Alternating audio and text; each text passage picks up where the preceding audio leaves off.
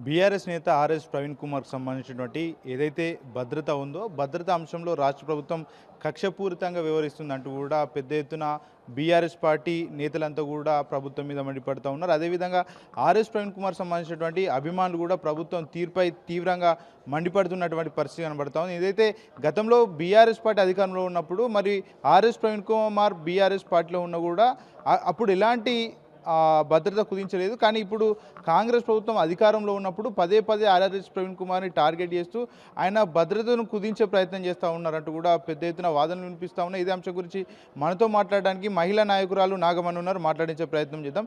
చెప్పండి, మొదటి నుంచి కూడా ఆర్ఎస్ ప్రవీణ్ కుమార్ని టార్గెట్ చేస్తూ రేవంత్ రెడ్డి వ్యాఖ్యలు చేస్తూ ఉన్నారు. మరోపక్క భద్రతను కూడా కుదించే ప్రయత్నం చేస్తూ ఉన్నటువంటి పరిస్థితులు కనబడతా ఉన్నాయి. ఏం చెప్పదలుచుకున్నారు? ఆర్ఎస్ ప్రవీణ్ కుమార్ సారు గురుకుల గతంలో ఐఏఎస్ ఆఫీసర్ పోలీస్ ఆఫీసర్ వండుకుంటేనే గురుకుల సెక్రటరీగా పిల్లలకు చదువుకున్న పిల్లలకి ఎంతోమందికి విద్యార్థులు చెప్పాలంటే చాలా టైం ఉంటుంది అన్న. అందరూ దేశం మొత్తాన తెలుసు ప్రవీణ్ కుమార్ సారు. కానీ sir RS Praveen Kumar sir ఇంతకుముందు లేనిది సార్ మీద ఈ కుట్రాలు ఇప్పుడు ఎందుకు వస్తుంది? ఒకసారి తెలంగాణ ప్రజలు రాష్ట్రం మొత్తం గమనించుతూనే ఉన్నారు. ఆర్ఎస్ ప్రవీణ్ కుమార్ సారు ప్రశ్నించే గొంతుగా నిలబడటం తప్ప ప్రశ్నించుతూనే ఉంటాడు. వీళ్ళు ఎన్ని ఆటంకాలు ఎన్ని కట్టలు వేసినా కట్టలు దించుకుంటా ముందుకు వస్తాడు. ఎందుకంటే ఎస్టీ బీసీ మైనార్టీ ప్రజల కోసం తన గొంతు ఉన్న ప్రాణం ఉన్నంత వరకు ఆర్ఎస్ ప్రవీణ్ కుమార్ సారు ఒక మహానీయుల సిద్ధాంత బాటలో నడిచిన నాయకుడు.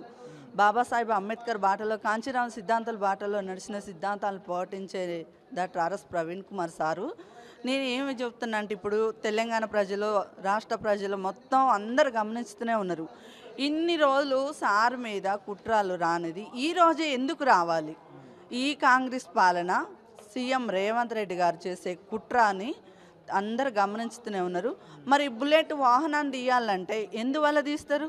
తీయాలనుకుంటే గతంలో పార్టీల నుంచి పక్కకు వచ్చినప్పుడే ఆర్ఎస్ ప్రవీణ్ కుమార్ సార్కు ఉన్న బుల్లెట్ వాహనాన్ని తీసేయాలి, గన్మెన్లు తీసేయాలి.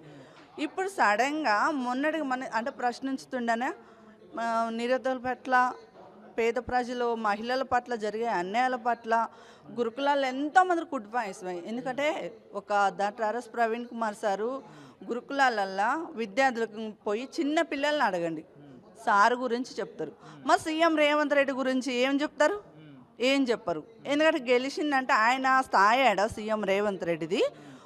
ఆర్ఎస్ ప్రవీణ్ కుమార్ స్థాయి ఎక్కడ? తెలంగాణ ప్రజలు గమనించుతూనే ఉన్నారు. కానీ వీళ్ళు ఒకటే కుట్ర ఆడతారు. కాంగ్రెస్ పాలన సీఎం రేవంత్ రెడ్డి వీళ్ళందరూ ఆడుతున్న కుట్ర